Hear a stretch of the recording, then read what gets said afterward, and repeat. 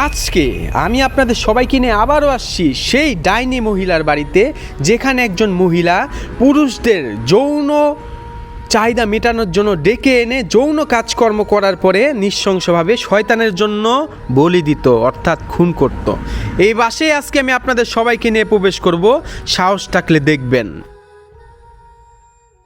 তাহলে চলেন প্রবেশ করা যাক সেই ভয়ানক ডাইনি মহিলার বাড়িতে, যেখানে সেই মহিলাটা যৌন চাহিদা মেটানোর জন্য পুরুষদের ডেকে আনতো এবং পরবর্তীতে সেই মেয়ে বা মহিলাটা পুরুষদের নৃশংসভাবে হত্যা করত।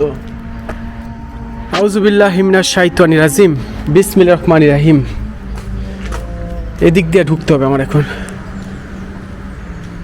বিসমিল্লাহির রহমানির রহিম।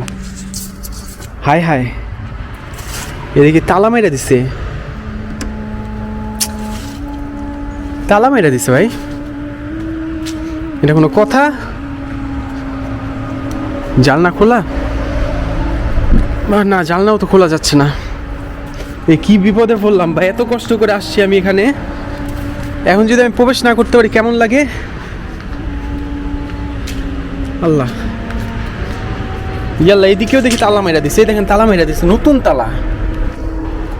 মানে কি এদিক দিয়ে ঢুকতে পারবো? বিসমিল্লাহ বিসমিল্লাহ, আল্লাহ আল্লাহ আল্লাহ আল্লাহ। না, কি একটা ঝামেলার মধ্যে পড়লাম।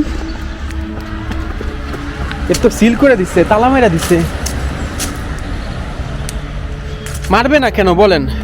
এত শয়তানের পূজারীরা আসে, আইসা বাড়িগুলি ভাঙচুর করে, অনেক সময় আগুন ধরে দিয়া তারা চলে যায় শয়তানের পূজারীরা। পরবর্তীতে যা পুলিশ আছে না, পুলিশ আইসা এই বাড়িগুলি সিল করে দেয় যাতে করে কেউ না ঢুকতে পারে। কি একটা ঝামেলার মধ্যে পড়লাম আমি, ঢুকুম কেমনে? আরে কি ঝামেলা এগুলি, তো এত কষ্ট করে আসছি, প্রায় 2.5 ঘন্টা আমি ট্রেনে করে আসছি এই বাসার মধ্যে ঢুকার জন্য, কিন্তু আমি ঢুকতে পারতেছি না, সব সিল। কেমন লাগে এখন?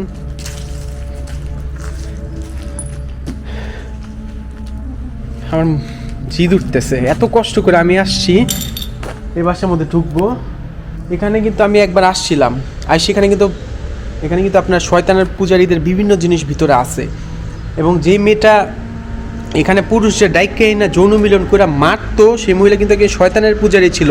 শয়তানের উদ্দেশ্যে মূলত সেই মহিলা যুবকদের এখানে ডাইকে না খুন করার পরে শয়তানের জন্য বলি দিত, শয়তানকে খুশি করার জন্য, কিন্তু সিল করে দিছে।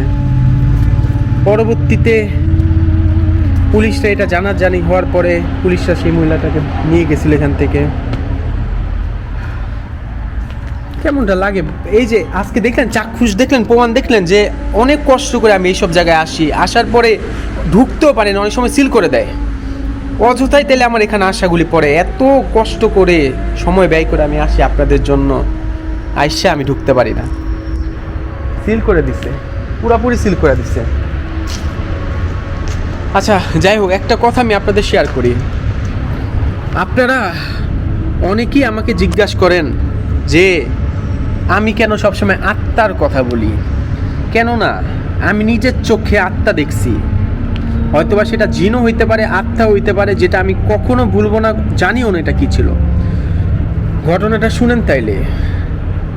ঢাকা মগবাজার ব্যাপারী গলিতে 2009 সালে একজন ফারিয়া নামের মেয়ে সুইসাইড করে, এবং সে ফারিয়া মেয়ে যেই বাসায় ছিল, আমরা ছিলাম গ্রিনওয়ের শেষ বাসায়, আর সেই মেয়েটা থাকতো ব্যাপারী গলির শেষ বাসায়।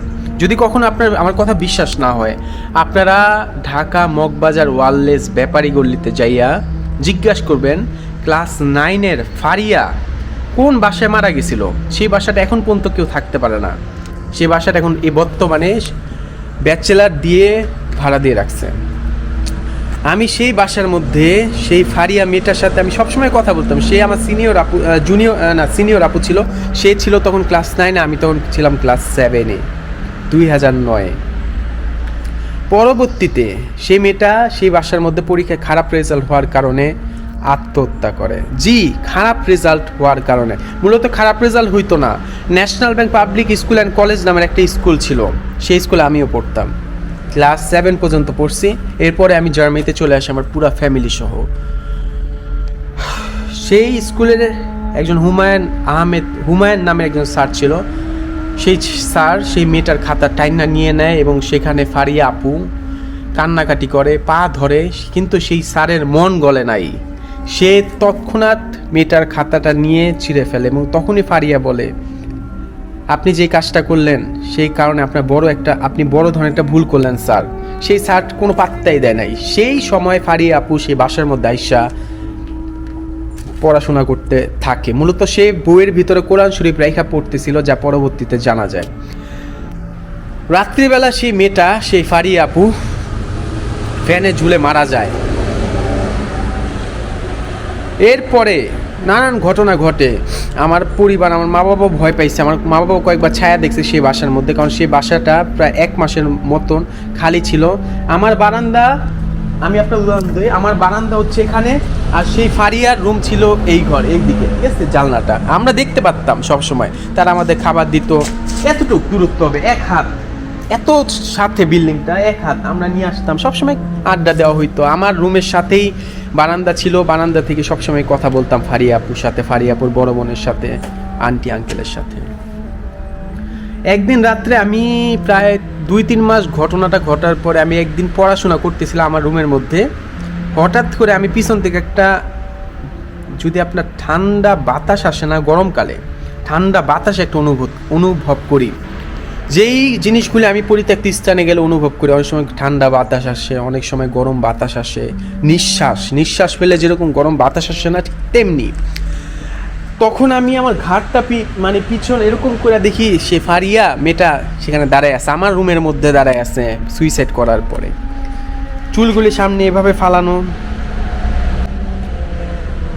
জাস্ট আমার দিকে এভাবে চেয়ে আছে। আমি দেখে এত ভয় পাইছিলাম, আমার টাইফয়েড হয়ে গেছিলো ভয় পাইয়া, জ্বর চলে আসছিল, আমার অবস্থা খুব খারাপ হয়ে গেছিলো। আমি আল্লাহ তাআলার রহমতে আমি বাইচ্চা আছি, আমার মৃত্যুর অবস্থা হয়ে গেছিলো জানেন, এতটা ভয় পাইছিলাম। ভয় মানুষকে শেষ করে দেয়, কিন্তু আল্লাহর রহমতে এখন আমার মধ্যে কোনো ভয় নাই, কারণ আমার সাথে অনেক ধরনের ভয়ানক ঘটনা ঘটছে, আমি এগুলি বিশ্বাস করি। সেই কারণে, মূলত এই কারণে আমি আপনাদের সবসময় বলি আত্মা আত্মা আত্মা। মূলত এগুলি আত্মা বা খারাপ জিন আমি সত্যি জানি না, যেহেতু আমি দেখছি, চাক্ষুষ দেখছি, নিজের চোখে দেখছি। যেটা নিজের চোখে দেখবেন সেটা তো সত্য, তাই না, মিথ্যা হইতে পারে না। আমি নিজের চোখে দেখছি, সেই কারণে আমি বিশ্বাস করি আত্মা যারা সুইসাইড করে তাদের আত্মা এই দুনিয়ার মধ্যেই থাকে। হয়তোবা সেই মেয়েটার সাথে থাকে জিনও ছিল। জিন তো অবিশ্বাস করতে পারবে না, তাই না? প্রতিটা মানুষের সাথে জিন আছে, আপনার সাথে আছে, আমার সাথে আছে। আমি অনেক কষ্ট করে আসছিলাম এই বাসাটায় প্রবেশের জন্য, কিন্তু আপনারা দেখলেন দুর্ভাগা, আমার কপালটা দুর্ভাগা, কপাল খারাপ। আর জুতাটা খুলে এই কপালের মধ্যে মারি, এত কষ্ট করে আমি আসছি কিন্তু আমি ঢুকতে পারলাম না। অনেক কষ্ট হয় কিন্তু এইসব জায়গাগুলিতে আসতে, কিন্তু আমি ঢুকতে পারলাম না। এটা আসলে খুব আফসোস, আমার জন্য খুব কষ্টদায়ক একটা জিনিস। এত কষ্ট করে আসার পরে যখন আমি সফলভাবে প্রবেশ না করতে পারি, তখন আর কিছু বলার থাকে না। অনেকেই জিজ্ঞাসা করেন, ভাই আপনার এই কানের মধ্যে কেন একটা এয়ারপডস অর্থাৎ ব্লুটুথ হেডফোন কেন থাকে? এটার মধ্যে সবসময় আয়াতুল কুরসি থাকে। ইউটিউবের মধ্যে ছেড়ে দেই, আয়াতুল কুরসি এটার মধ্যে পাঠ হইতে থাকে। আর আমি অবশ্যই আয়াতুল কুরসি পারি, কিন্তু আমি পাঠ করি না, অর্থাৎ আমি পড়ি না। আপনারা বলেন, সবাই বলেন কেন আপনি পড়েন না আয়াতুল কুরসি?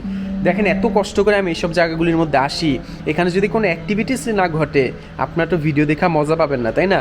হোক আমার সাথে যা হোক, আমি চর খাই, নানান ধরনের ভাবে ভয় পাই, আঘাতের শিকার হই, হামলার শিকার হই, কিন্তু দিন শেষে আমি আপনাদের মধ্যে এই স্থানগুলি ফুটাই তুলতেছি, এটা তো অনেক বড় কিছু, তাই না?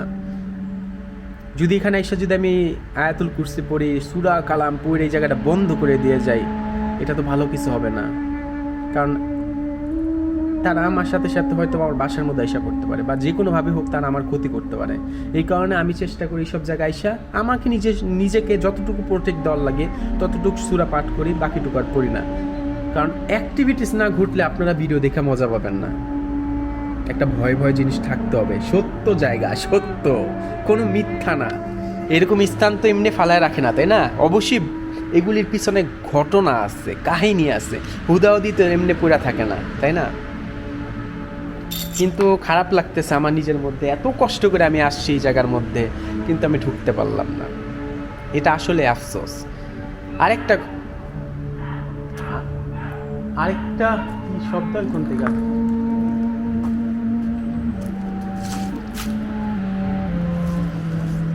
তাই না, কোন থেকে শব্দ? আমার জন্য দোয়া করবেন। অনেক কষ্ট করে আসছিলাম, ঢুকতে পারলাম না। এটা খুবই কষ্টদায়ক, আমার জন্য কষ্ট হচ্ছে আমার ভিতরটা, বুকের ভিতরে। আমি যদি আপনাদের বুকটা ফাইরা দেখাইতে পারতাম তাইলে আপনারা বুঝতেন যে কী কষ্টটা আমার মধ্যে হচ্ছে। এত সুন্দর বাড়ি, ডাইনির বাড়ি, যেখানে পুরুষদের যৌন চাহিদা, যৌন মানে সেক্সুয়াল কাজকর্মের জন্য ডাইকা আনতো, আনার পরে কাজকর্ম শেষে সেই পুরুষগুলিরে মারতো।